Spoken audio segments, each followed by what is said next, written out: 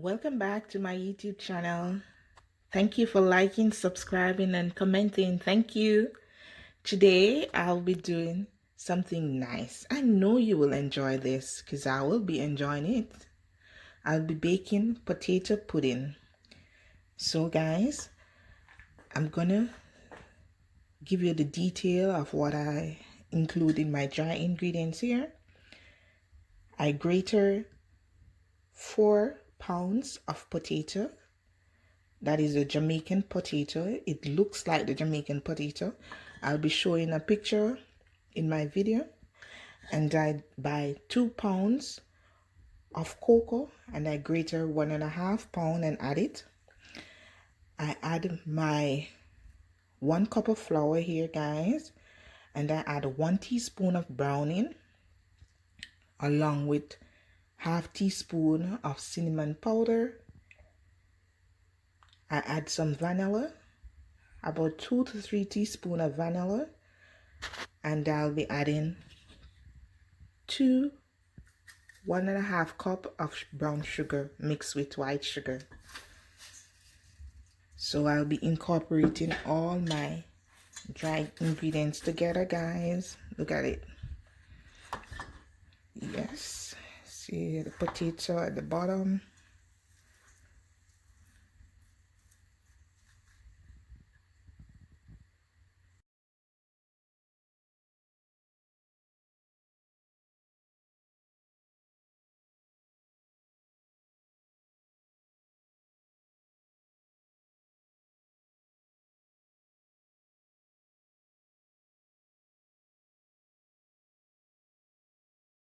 Yes guys, I mix all my dry ingredients and you can see most of the sweet potato at the top now.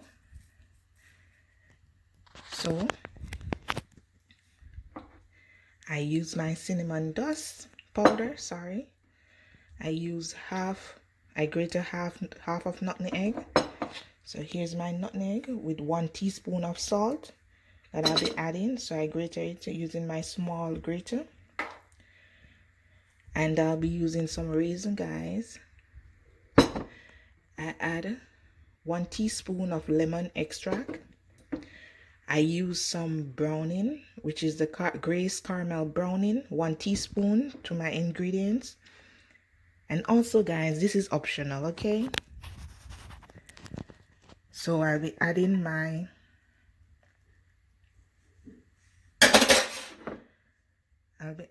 salt and my nutmeg and mix this. And I'll be pouring in my wet liquid afterwards, guys. So guys, I incorporate all my dry ingredients with my grated sweet potato and my grated cocoa. And I'll be adding, see, this is what it looks like after I mix in all the dry ingredients with the potato and my cocoa.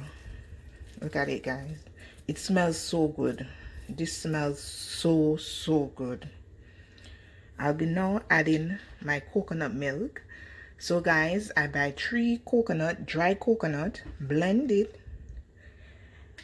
and strain it, and this is it.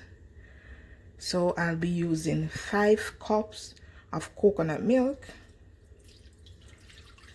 I'll be adding it in small portion and mixing it in, so you will see that process.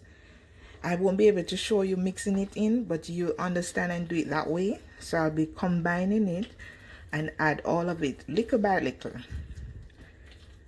So stay tuned.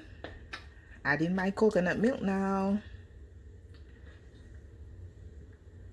Yes guys, after I combine my ingredients, and this is what it looks like after stirring and ensuring all the wet ingredients is incorporated in the dry, I add half cup of raisin and stir it in. Do you see my raisin, guys? So it's time to go in the oven. So I rest it here for a few minutes. Going to grease my pan and put it in the oven at 350 degrees. So stay tuned. So guys, I grease my container and I'll be pouring in my mixture in these two containers. This is the butter that I've used. Here is my mixture. Guys, I'm letting you know I didn't use a lot of sugar. I just used 1.5 cup. I don't want it too sweet. So you can taste your mixture and see if you want to add more sugar to it. Okay? So after I combine it, I taste my mixture to see if I want more sugar in it. So you can add more sugar if you want, okay? This is what it looks like, guys, after I have thrown my wet ingredients in my container to be baked. It ended up more than I anticipated, so I have to add an extra container. So look at, guys, time for the oven. So I heat it at 350. So I'll be adding my wet ingredients in. Yes, guys, I add my potato ready to be baked. Look at it. But you know, I have to add a little bombay to this. So I'll be making chocolate cake with that. It's a little side thing I'm adding. So I'll be mixing my 3 eggs and I'll be adding just a little bit of butter to this and be using 1.25 cup of water. I am not a milk girl, so I'll be using water. Okay, guys? Making a little side thing to my potato pudding. Stay tuned. Yes, guys, this is what it looks like after I beat my 3 eggs. And yes, I'm using the same container I use to do my potato mixture. So guys, yes, I'm still using it. Don't look at me shady.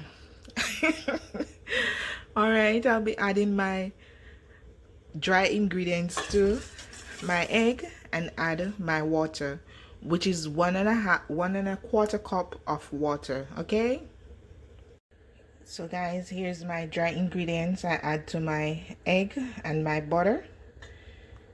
I beat my egg for 2 minutes, guys, and now I'll be adding my water. Mix this until all the wet ingredients is incorporated in the dry ingredients. Okay, this is what my wet ingredients look like, guys. I don't have any cherries, so I'll be adding some cranberries, some dry cranberries to this mixture. Just a little bit and mix it in. Here's my liquid, guys. So I grease my pan, my baking pan. See, all grease, ensure everything is greased. So I'll be adding my wet ingredients now. So I'll be pouring that in, guys.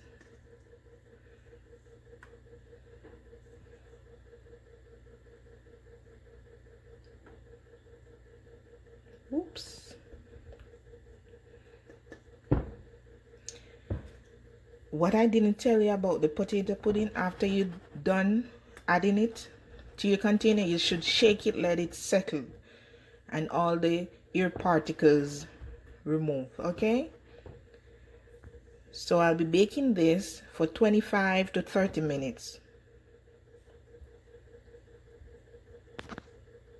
Yes, guys, my first specimen is ready.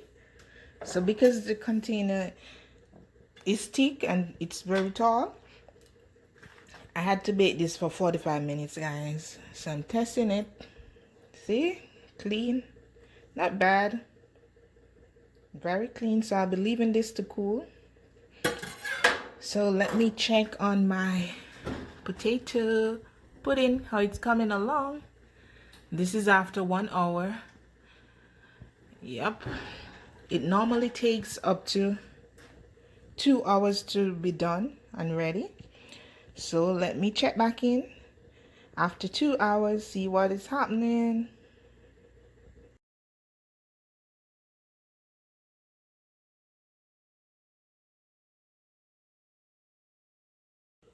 Yes, guys, after 2 hours, I'll be checking in on my potato to see what's going on. So I'll be testing.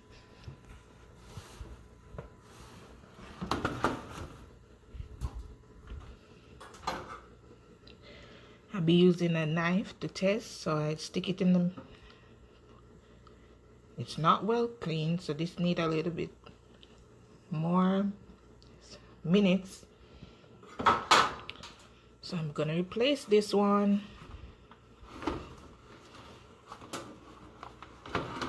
Be careful now. Testing another one. So I clean off my knife.